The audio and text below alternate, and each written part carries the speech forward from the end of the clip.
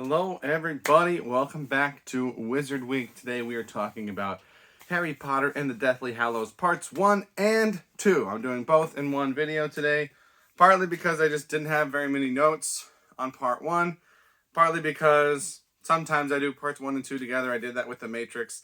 The seventh film really felt like a Part 1 leading into and setting up for the eighth film, so I decided we'll do them both together.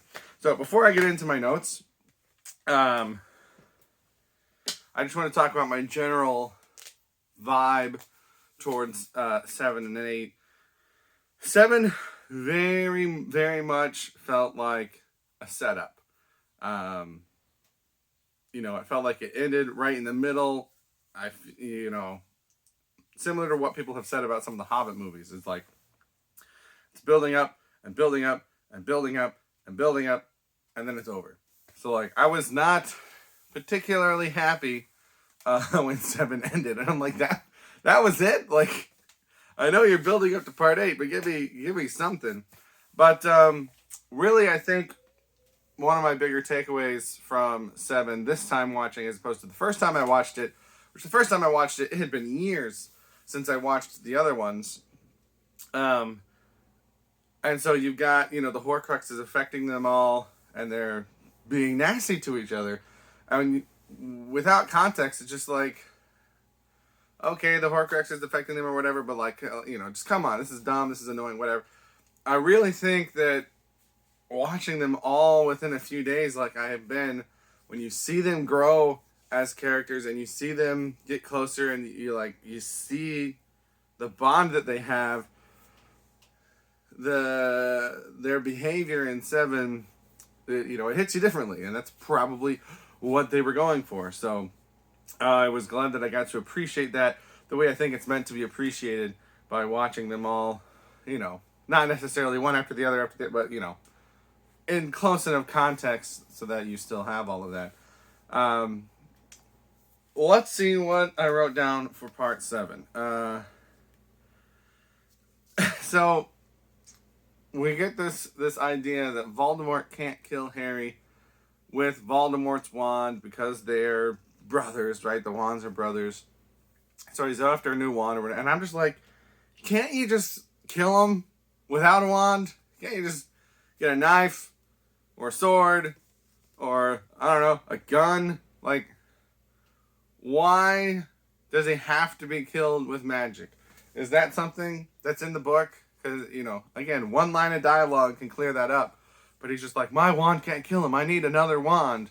And it's like this big thing. And it's like, just stab him. Like, you can use your wand to weaken him. You can use your wand to topple him, right? And get him into a vulnerable position and then just stab. Stabby stab. So I feel like I'm missing something there. That just seems really odd. Then my next note was about Draco, and it's just, apparently Draco's not a bad guy. I don't know. I have mixed feelings about this, because I understand that characters being evil for the sake of evil is not very engaging, right? And I guess that's an issue with Voldemort, but like Draco, you've seen for 6 movies now that he's just a word that I don't want to use on the internet. He's just a rotten, horrible child. And like, yeah, part of that is how he's raised, but we've seen how he interacts with his friends on his own. Like, he's not a good kid. And so I was like, they're not going to give him like a redemption arc, are they? Because sometimes I think redemption arcs are just done for the sake of redemption arcs and that don't actually fit the character. I don't think that Draco deserves a redemption arc here. And so, jumping ahead to the 8th movie, we see him at the train station with all the other children that are now parents with their now children, and, they don't, like, slap high five or anything, but it seems like, oh, it's all water under the... Like, I don't know. It's just weird. I don't know how to feel about Draco. Perhaps it's explained more in the books. My very limited knowledge of The Cursed Child tells me that a lot of people liked his son, Scorpio. They liked the character, but I don't know if that's because the character was a good character or if he's a good villain. I don't know. So I feel pretty unsatisfied with how the whole Draco family ends up at the ends of these movies. Like, Lucius doesn't really have anything happen. Um, we see that Draco is more of a mama's boy and obviously responds more to his mother than his father. But, like, it just kind of feels like something should have happened with them. Somebody should have said something or done something that would have been like, this is who they really are. But it's like, I just feel like I still don't know who they really are. Are they all just going along because they're scared of Voldemort? Lucius seems like he's jealous and he wants the, I don't know. There's a lot of open-ended stuff when it comes to the Malfoys that I'm sure is presented better in the book. But I'm not talking about the books. I'm talking about the movies.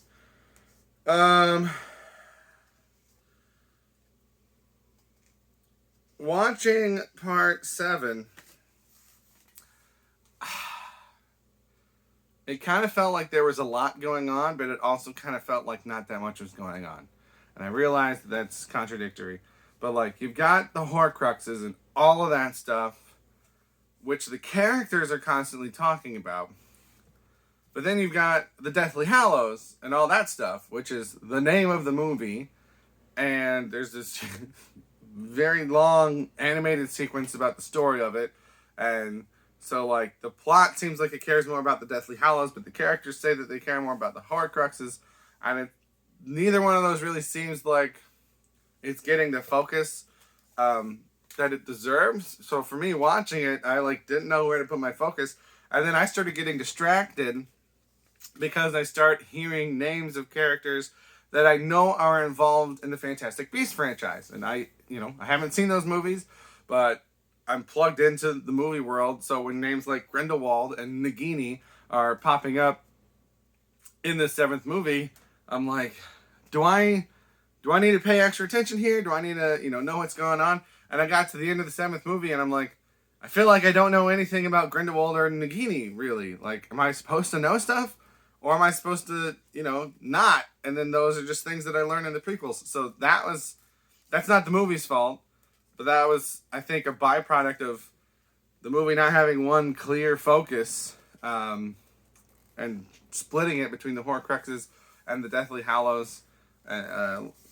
So my mind was unfocused because I think the movies were unfocused.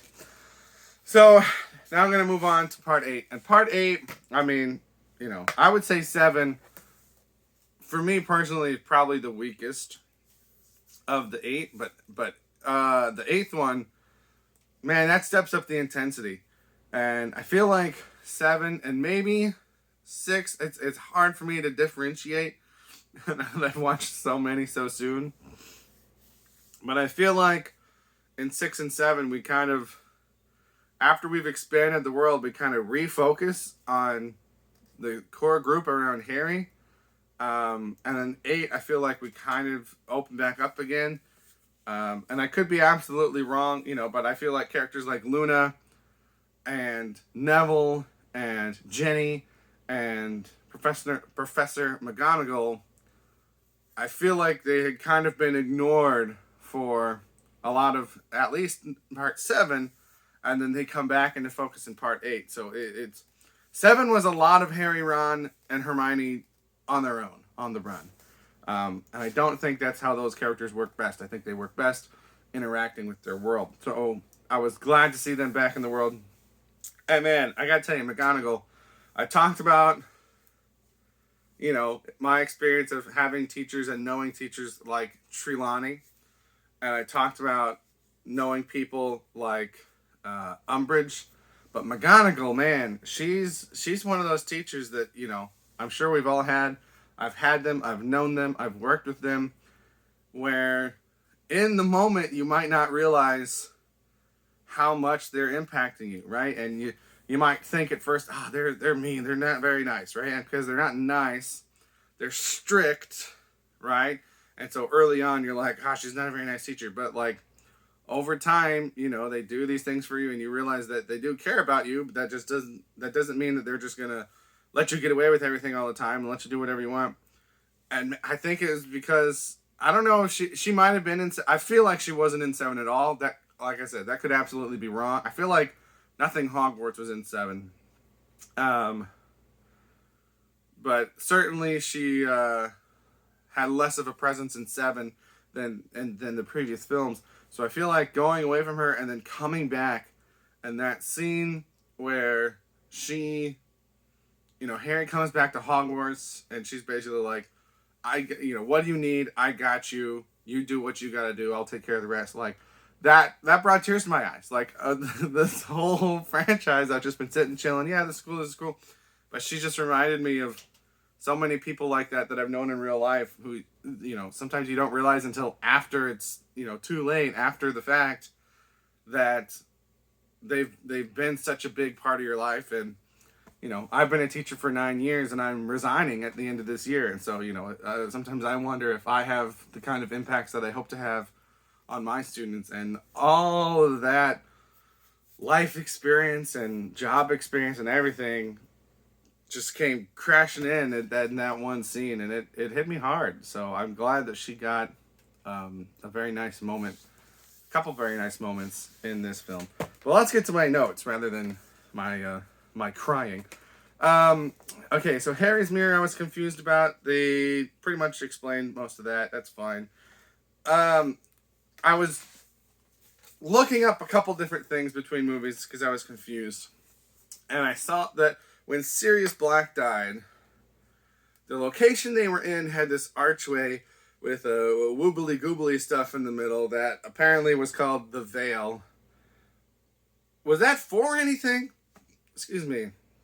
Did that serve any purpose? Was this one of the things that it was a big part in the book, so they had to put it in the movie, but they never explained what it was in the movie, so now I'm really confused about it. Because, I remembered seeing it, and then he kind of, fell through it. But then so many other things happened so quickly. The ministry and everybody coming in, I kind of forgot about it.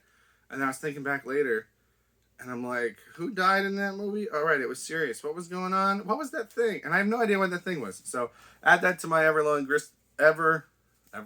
list. Is that what I said? Ever-growing list of questions. What was that thing? What was it for?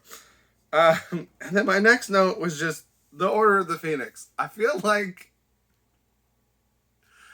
the Order of the Phoenix should have been a lot bigger of a thing in these movies. One of them being called the Order of the Phoenix. I feel like I don't know what that is. Is that just Harry's group of friends and their family that are all protecting him? Is that what the Order is? Because that doesn't feel like something that should be called the Order of the Phoenix. It feels like something that should be called Harry's friends and their family, or, the Fellowship of the Harry Potter. I feel like when he talks with Sirius, right? I feel like there's this big. I keep saying the term I feel like, and it's because I don't want to make claims on things that I'm ignorant about. So I'm just saying my perspective, but it seems like to me that there's this legacy, right, of the Order of the Phoenix and all these great things that they do, and we never get much of that. It's just protect Harry, protect Harry, protect Harry, protect Harry. And so now, 3-4 movies later, I'm just like, what was the Order of the Phoenix? Was that all it was in these movies, at least? Is that all it was? Or were there more things that were going on that we didn't see? Are there more subplots in the book that, didn't make it into the movie? If we're adding to the list of more movies that Warner Brothers can make in this world, give us an Order of the Phoenix prequel, right? What started that group, what they focused on before it was just all about Harry Potter. And, if it exists past the point of Deathly Hallows, what do they do now? Voldemort has been defeated. He's dead, seemingly. I don't know. Is there a big threat in the Cursed Child? I don't know. But give me an Order of the Phoenix movie. Or, trilogy. Whatever. I want to understand what that is. Okay. So then we get this scene where Hermione takes Polydeuce's potion to appear as Bellatrix Lestrange to go into her vault. The scene before that, Harry is talking with Ollivander, and they have Bellatrix's wand. So it's shown and established to us that they are in possession of this wand. And then when they go to the bank, they ask to see her wand as proof of her identity, and it is presented as this big problem. And then Harry just, charms the goblin to let them through. I'm like, you have her wand. Why? Why don't you just pull it out? I was so confused, and I kept waiting for that to, come up or be mentioned, and then it doesn't. And then there's a dragon, so then you forget about it. But it's again, not like a huge plot-changing movie. They get to where they need to go, so it's not like it affected it. But, why show us that they have their wand and then have them ask for the wand and have that be a big problem? It was very, very strange. My next note was something that I thought of several times while watching these movies and just never wrote down before. You'd think flying would be more useful. So, obviously, brooms can fly, and wizards and witches can fly on brooms. And wizards and witches can summon brooms to them if they don't immediately have them on their person. But also, can't they levitate themselves? Doesn't the teacher in the first movie, when they're learning the Wingardium Leviosa spell, doesn't he say something like, this is one of a wizard's most important tools to be able to levitate himself? Do we ever see wizards levitating themselves in these movies? Did I mishear him? Did I misunderstand him? Because Voldemort's army, they can fly around in their smoke cloud things, but that seems like it's something different. But some type of flight, right? But so many times these characters are low down, and being higher up would be an advantage, and they don't do it. So many times they're about to fall off of something, right? And Neville in this movie, when he's running off the bridge, it's oh no, what if he falls? Can't they fly? Or at least levitate? Maybe they can't, Superman fly and with good aim and stuff, but at least levitate themselves to save themselves from danger. They have the spell that they do to stop them. I forget what it is, but something about stopping the momentum, right? To stop them, and then they hit the ground. So I'm so confused. Can they levitate themselves? Or did I misunderstand that and they can only levitate other things? If they can only levitate other things, could they levitate each other? Right? It's you stand on a chair and I'll stand on a chair and I'll lift up your chair and you lift my chair. Right? Obviously that's a stupid thing, but could they levitate each other? Or can they not levitate, I don't know, living things? Doesn't Mad-Eye Moody levitates the little crab thing when it's actually not Mad-Eye Moody, it's David Tennant, who, by the way, I thought, when I saw David Tennant in these movies, I thought he would play a huge part and carry on throughout the rest of the series. But no, I guess I forget what happens to him. Maybe they send him to Azkaban, so maybe that's all. But, that's a big name to have do, 3 scenes? Totally separate tangent, but just, can someone please explain to me, how does levitating and flying work? Can they do it to themselves? Can they do it to others? Or can they not, for some reason, do it to people?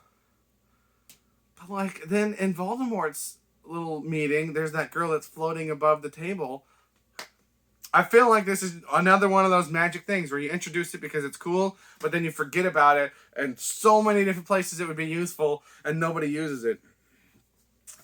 Anyway. Let's erase that. I already talked about McGonagall. I already talked about David Tennant. What else do I have? Okay, so I wrote poor Slytherin.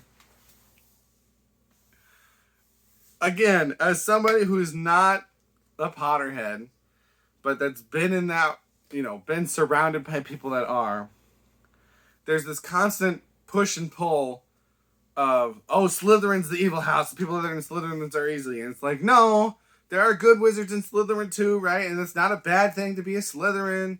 And all the evil wizards came from Slytherin, but also all the evil wizards came from Hogwarts, right? So if you're going to say that about Slytherin, you have to say that about Hogwarts. And so it's waiting, not really, not conscious of it, but subconsciously, I'm waiting for something good to come out of Slytherin. And what happens to Slytherin in this movie? McGonagall sends them all to the dungeons. Just the whole house. Go to the dungeons. And I get it that there's a battle coming on and we don't have the time to figure out who are good and who are evil right now. We know all the evil ones are in this house, so just get them out of it. But just man, Slytherin goes out on a bad note here.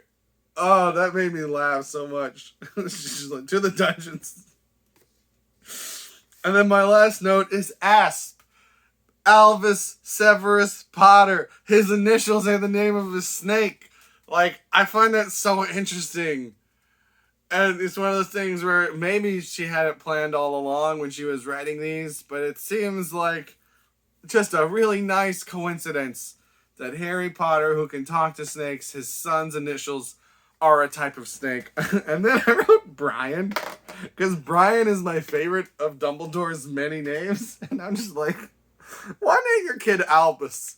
Right? What are his friends are going to call him? Albie? Like, so I'm just like, I get that you want to honor Dumbledore, but pick Brian. And so I now humbly suggest for anyone watching these, which is not many people, let's refer to Dumbledore as Brian from now on. No Albus, no Dumbledore, just Brian. Yeah, we're part of Brian's army. Oh my goodness, what a ride. But I'm not done yet. The Potter films are done, but I will be continuing with Fantastic Beasts. I will be checking out the first two in the next day or so. I mean, next day or so for me. Tomorrow, by the time this video is up. And then heading to the theater to see Brian's Secrets. Secret Life of Brian. Isn't that a... Hold on. This is the Dumbledore prequel we were unaware of. Just kidding. Anyway, that's going to do it for this one. Thank you guys for watching. As always, if you know the answers to my questions, please comment them below. Otherwise, that's all I have today. Have a good day.